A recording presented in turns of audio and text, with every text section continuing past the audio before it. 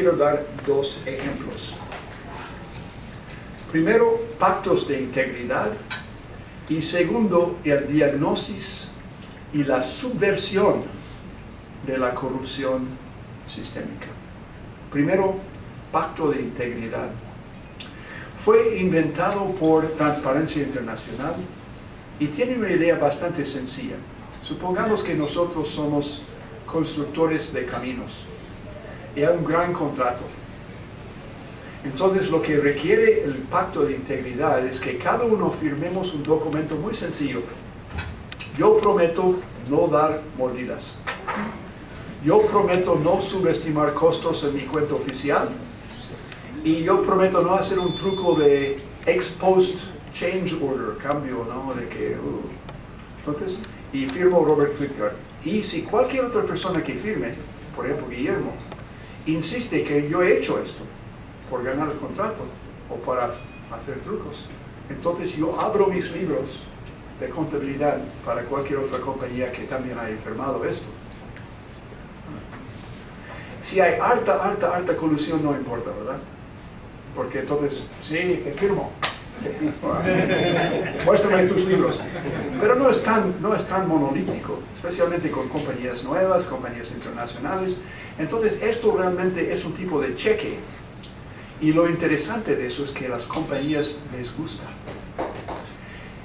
Voy a repetir eso porque el cinismo nos enseña que la compañía que beneficia de una mordida nunca va a cambiar, ¿verdad? ¿Por qué va a cambiar? Porque la coima puede ser peor o más o menos grande, la mordida puede ser menos. El equilibrio donde estamos pagando 20 a 30%, es un mal gasto de nuestro tiempo y de nuestro dinero. Si pudiera ganar el contrato con 2% o 0%, prefiero esto. Pero la razón por qué no lo hago es porque si no pago, tú pagas y tú ganas el contrato. Pero ahora yo puedo decir, cuando viene el ministro, usted es el ministro, por un momento, la ministra viene y me dice, Robert, ¿qué tal? ¿Cómo estás? ¿Qué tal tu tiempo en Sonora? Muy bien. Oye, este contrato que quieres, ¿qué te parece 15% como antes? Para mí. 15 era. No más. Ok, 20%. Estamos negociando. Entonces yo digo, no. Me gustaría mucho, o sea, no hay otro placer en el mundo más elevado para mí. Pero, ¿ves esto? Y si te pago, el maldito Guillermo me va a inspeccionar y va a ver que he hecho trampa. Entonces es una manera de resistir la extorsión. Y por lo tanto en los países que he visto que han adoptado eso, primero el gobierno tiene que estar de acuerdo al principio también. Ellos tienen que insistir en esto para contratos de más de $5 millones o lo que sea, ¿no? Y luego a las compañías, muchas de ellas, oh, qué bien, qué bien. Segundo ejemplo es algo aún más divertido. Esto es la subversión de la corrupción. Antes de explicar esto, te cuento que en Filipinas tuve la suerte de regresar después de 1 año y pico al gobierno de Filipinas para ver el progreso con esta estrategia que desarrollaron. Era impresionante. Tuvimos un día con gran publicidad con los ministros, etc. Pero entonces, para aprovechar mi tiempo ahí, llamaron a como 50 alcaldes de todo el país de Filipinas para hablar de esto en su nivel. Y me interesa. Hay gente que casi no habla inglés y por lo tanto tengo un problema porque no hablo su dialecto local. Pero hablábamos de este principio de subversión de corrupción con el caso que te voy a explicar. Y al fin de este día juntos fuimos cada uno, ¿cuál es una lección que usted va a llevar consigo? Y llegamos al 6º alcalde, un hombre grande que no hablaba muy bien el inglés. Él dice, yo he aprendido que yo soy subversivo contra la corrupción. Y todos los demás alcaldes, somos subversivos contra la corrupción. Sí, y cada uno después, soy también subversivo contra la corrupción. Entonces, ¿qué significa subversión? Subversión normalmente es algo Che Guevara, ¿no es cierto?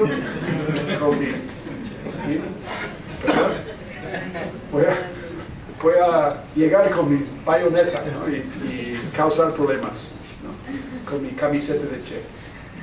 Pero él lo pensó así, hay sistemas de corrupción, como crimen organizado, quizás a veces sin violencia, pero organizado, políticos, gente del sector privado, involucrados en algo que quita plata y distorsiona la política, a beneficio de quién, de ellos, pero no de nosotros. Entonces, eso el Señor dice, yo soy opuesto a eso. ¿Y cuál es la esperanza? Y te voy a contar una historia un poco larga, pero te va a interesar. Es un país donde había un presidente que había ganado la elección por medio de contribuciones de narcotraficantes. Y esto llegó a conocerse después de su victoria, hasta que un escándalo causó que su jefe de campaña, que era entonces ministro de Defensa, tenía que ir a la cárcel. Pero el ministro y el presidente decían, él no sabía.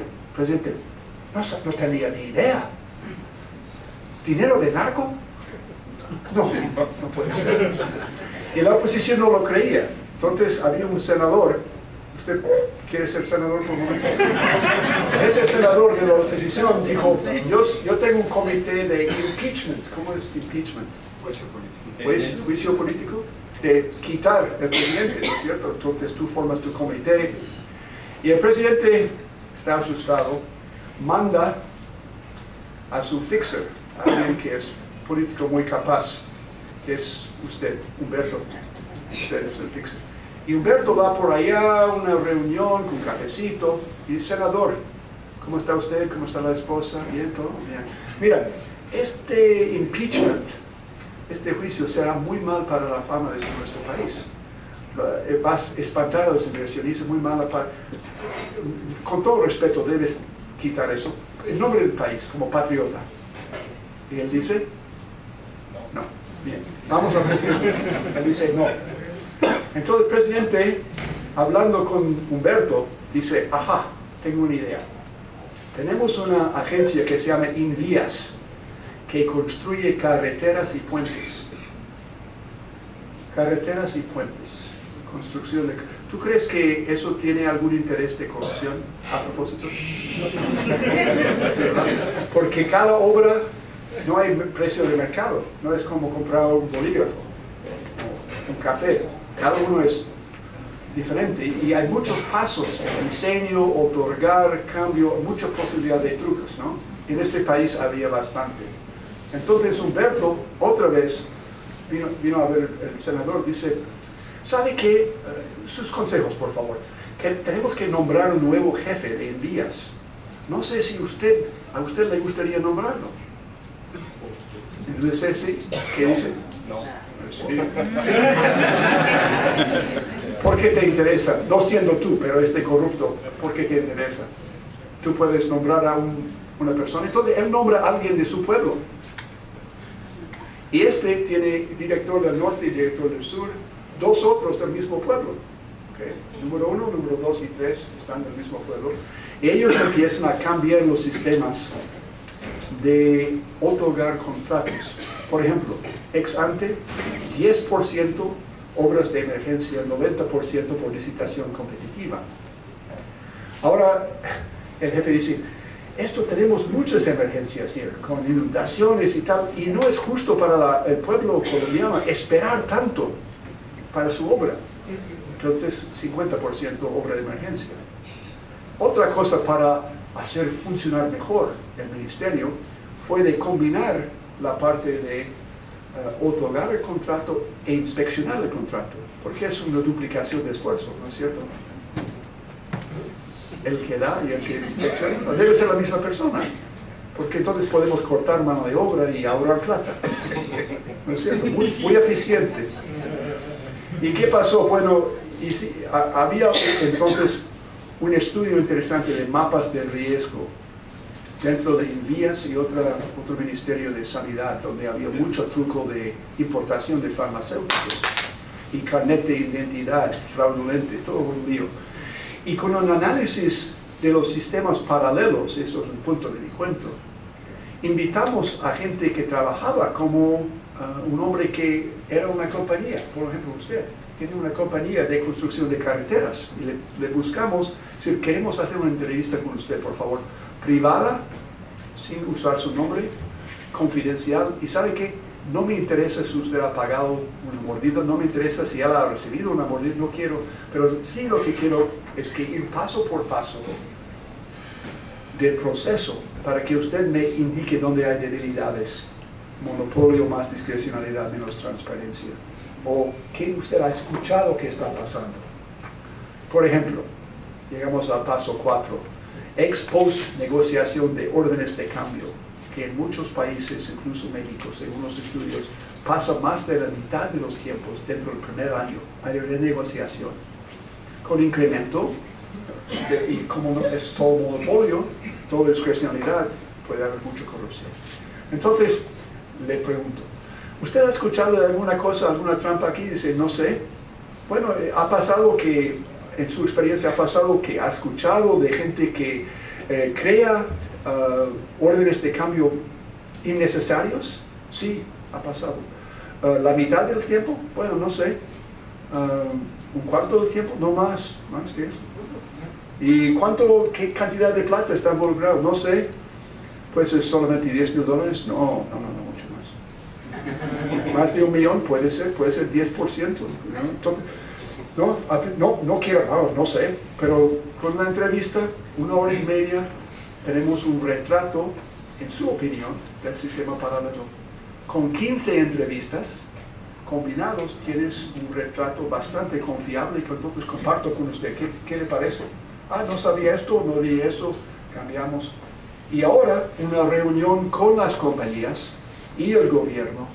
Aquí está el sistema paralelo. ¿Qué podemos hacer juntos contra eso?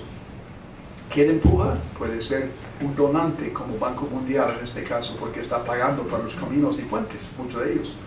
Puede ser un ONG, puede ser un grupo de empresarios que quiere mover de un equilibrio de mucha mordida a un equilibrio de mucho menos.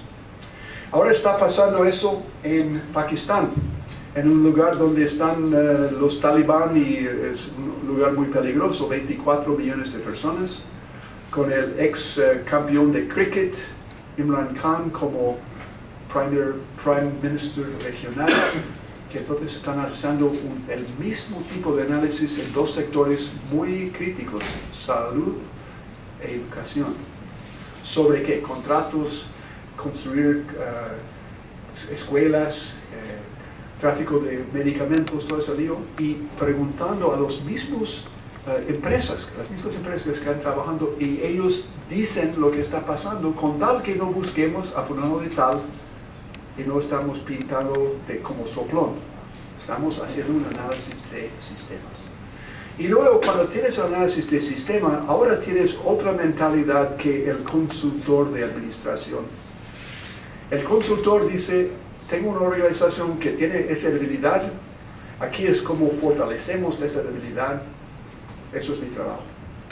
El que está analizando el crimen organizado dice, aquí está el retrato de organización, aquí son sus puntos débiles, ¿cómo los puedo hacer aún más débil? ¿Cómo puedo hacer que este instrumento caiga? Y entonces hay una serie de trucos para hacer esto.